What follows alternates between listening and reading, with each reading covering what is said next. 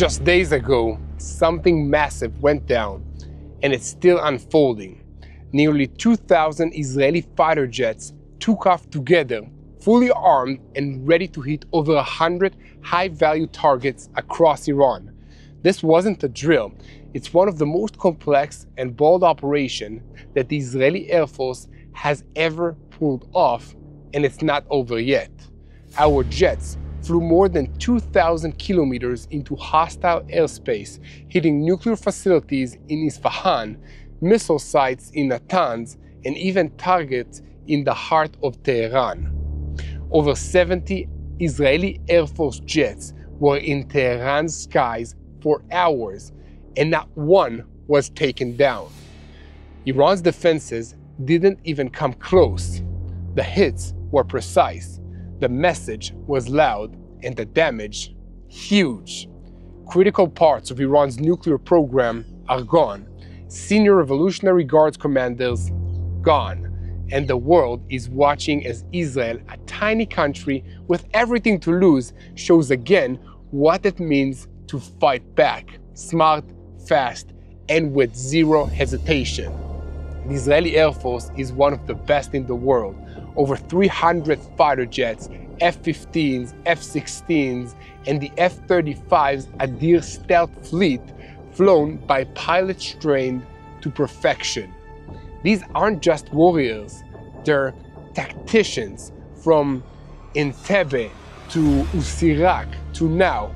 They've made history before, and they're doing it again. And while the headlines show explosives and targets, what's happening behind the scenes is just as powerful. A mix of elite strategy, top-tier tech, and the kind of courage that you only find when everything's on the line. Today, we're going to break it down, the brilliance of the Israeli Air Force, the tactics, the aircrafts, and the cutting-edge systems that keep evolving with every mission. But before we dive in, don't forget to like and subscribe so that you stay informed and get the real story as it is happening.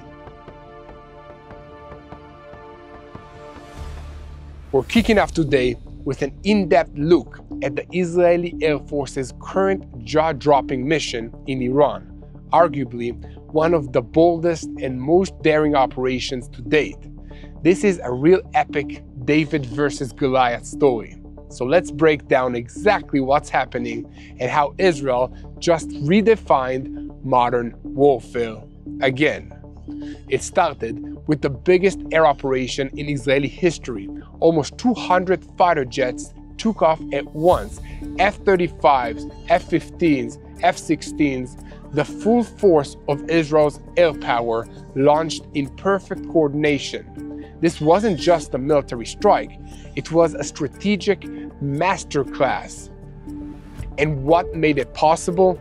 A secret, one that most of the world didn't even know about. Israel, with deep cooperation with the United States, quietly upgraded its fleet of F-35 stealth fighters, also known as Adir. The result of that upgrade was nothing short of revolutionary. These jets can now fly much faster, much farther, without needing mid-air refueling and without losing their stealth. That means that they can carry extra fuel without being seen on radar or picked up by infrared sensors. So no air-to-air tankers, no landing in foreign countries, no regional air bases. The jets took off from Israel and came back to Israel all on their own. That has never been done before, not like this. And when they arrived over Iran, that's when the world realized just how serious this operation is. Over 70 Israeli jets flew right over Tehran, Iran's capital city, and not one was shot down. Not one. Iran's Russian-made air defense systems couldn't stop them. They couldn't even lock onto them. The skies above Tehran belonged to Israel that night. But the mission wasn't just about air superiority. It was about precision. Months Possibly years of detailed intelligence went into planning the strikes.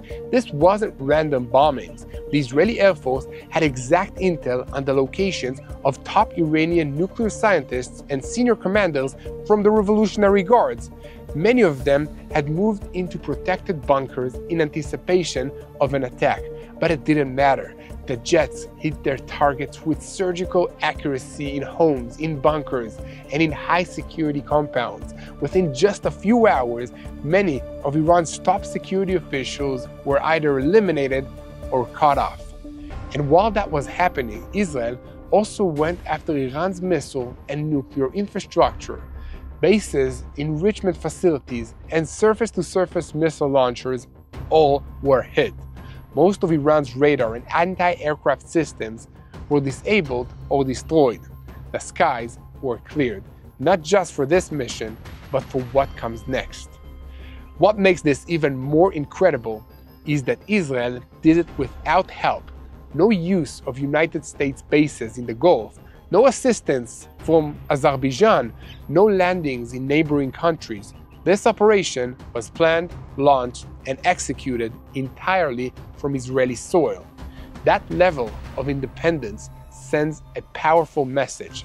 When it comes to defending this nation, Israel won't wait for permission, and we don't rely on favors. And here's the big picture. This mission didn't just take headlines, it changed the way that military planners around the world are thinking about warfare. Defense experts at NATO, to the Gulf to Asia, are now studying what the Israeli Air Force just pulled off.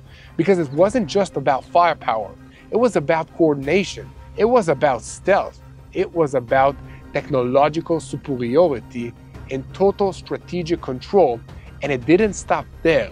After the initial strike, Day 2 was all about domination. With Iran's skies exposed, the Israeli Air Force moved quickly to expand the operation and crush what was left of Iran's air defenses. On Day 2, Israeli Air Force jets systematically destroyed Iranian surface-to-air missile batteries and radar sites surrounding Tehran. These weren't just radar dishes, these were Iran's eyes and ears. Once they were gone, Iran's entire early warning system was basically blind.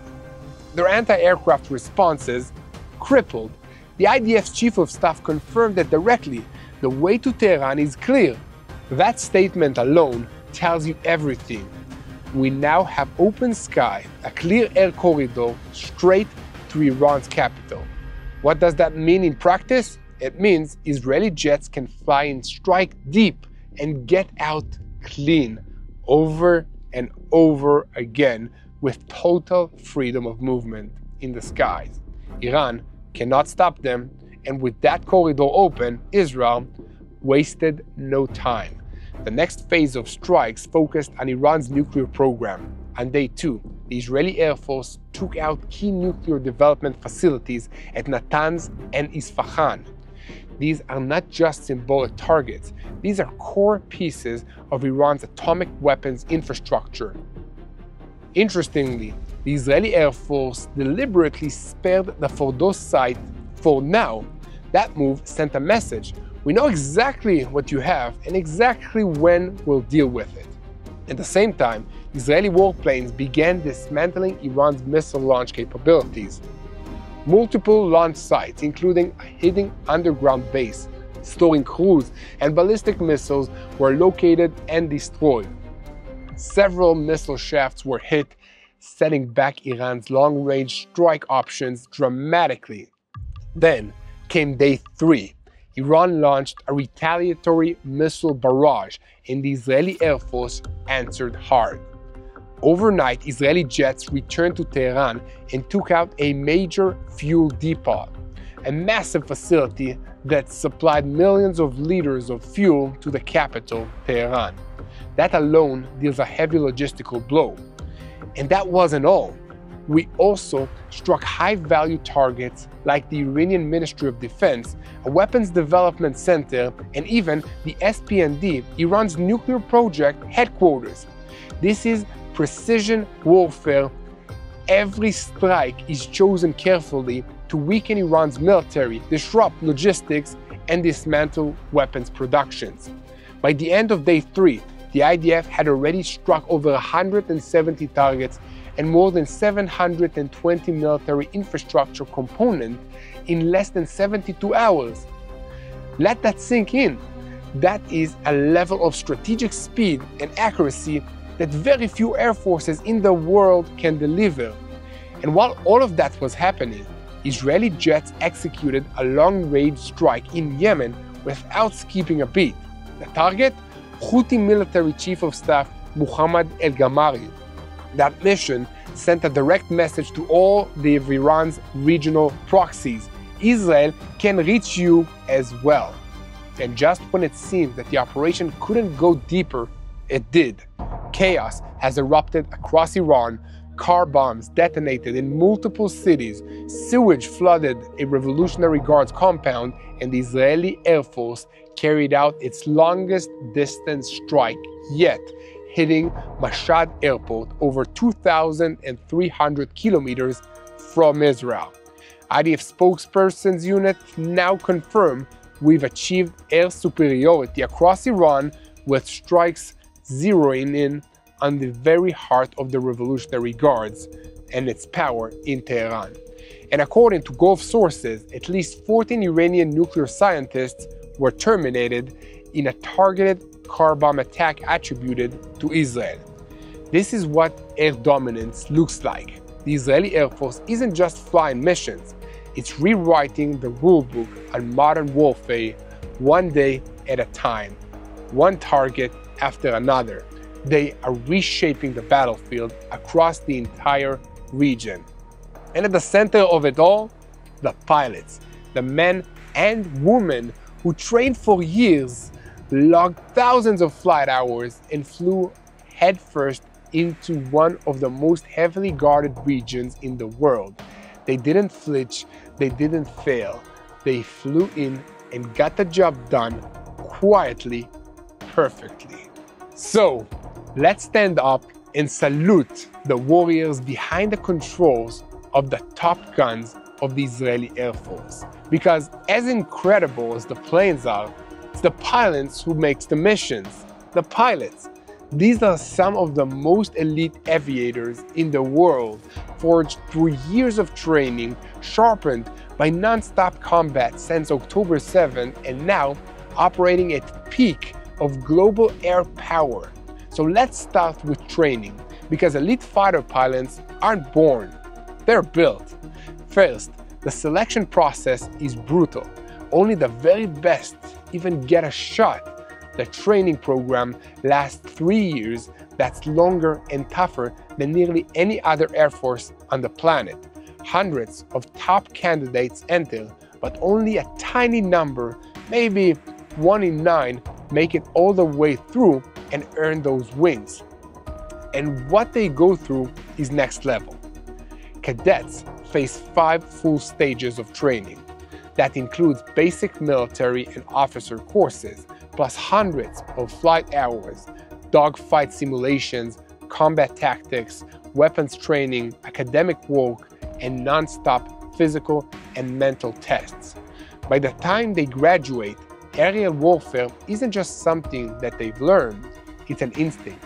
One young pilot said it best, everything you do is a test. And that's the culture. You're under pressure every day, every flight, every decision. But that's what shapes world-class operators, pilots who can think clearly, fly precisely, and act instantly under the pressure of real war. And speaking of real war, these pilots haven't had a break since October 7. When Hamas launched its brutal terror attack, the Israeli Air Force launched into non-stop combat operations. Our pilots flew night and day over Gaza, striking deep underground, fortresses, tunnels, blowing apart more than 150 terror tunnels in a single night, and eliminating senior Hamas commanders that are responsible for the massacre of Jews and Israelis and other nationals on October 7. But Gaza wasn't the only front. Up north, our pilots were tasked with containing Hezbollah. Israeli jets hit rocket launchers, blew up arms depots, and even struck drone workshops in Beirut, the heart of Lebanon. These hits weakened Hezbollah's offensive capabilities and helped prevent a full-blown second front from opening up. And as you know, it didn't end there. Our pilots have flown long-range missiles across the region, into Syria, into Yemen, and now into the heart of Iran. Just think about it. These are not just skilled fighters. They are battle-hardened, precision-trained warriors with global reach. And on the world stage, they're recognized for exactly that. Israeli fighter jets and fighter pilots constantly are ranked amongst the best in the world, if not the best. The reputation is so strong that other nations, including top Western allies, actually send their own pilots to Israel's elite flight schools to learn from our doctrine, our systems, and our people. And this isn't just talk. It's backed up by decades of real-world combat. Back in 1982, Israeli pilots shut down over 60 enemy aircrafts in a single battle without losing one jet. That record still stands. That's the level of dominance that we're talking about. Today, those same standards continues, and as we've seen in the skies above Gaza, above Lebanon, Yemen, and Iran, they're not just maintaining that reputation, they're taking it even higher. These are the men and women who push their jets and their bodies to the limit, not for glory, but for defense, for the people, for the land, for all of us. And with them in the cockpit, the skies are not just guarded, the mission is unstoppable.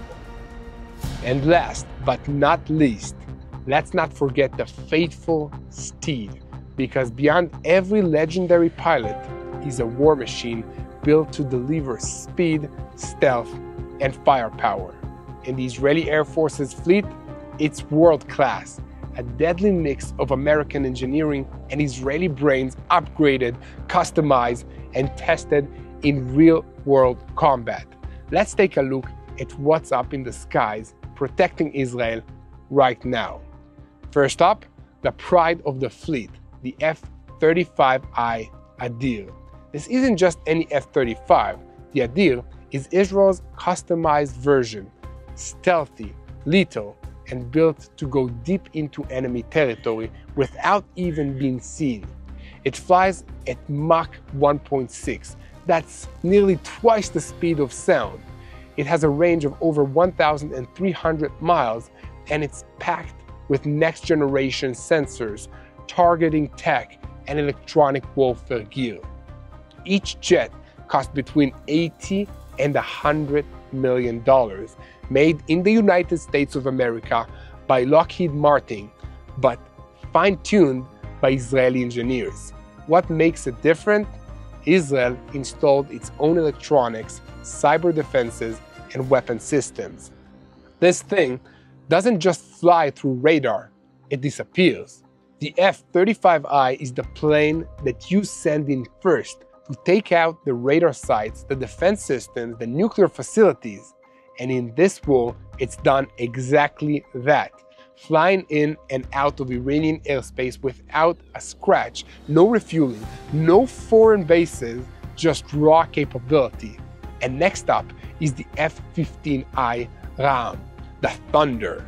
Heavy, twin engines, Mach 2, and enough bombs to level an airstrip or a weapons facility. The Ram is the backbone of Israel's heavy bombing force. It's used for long-range strikes and is famous for being rugged, fast, and reliable under pressure.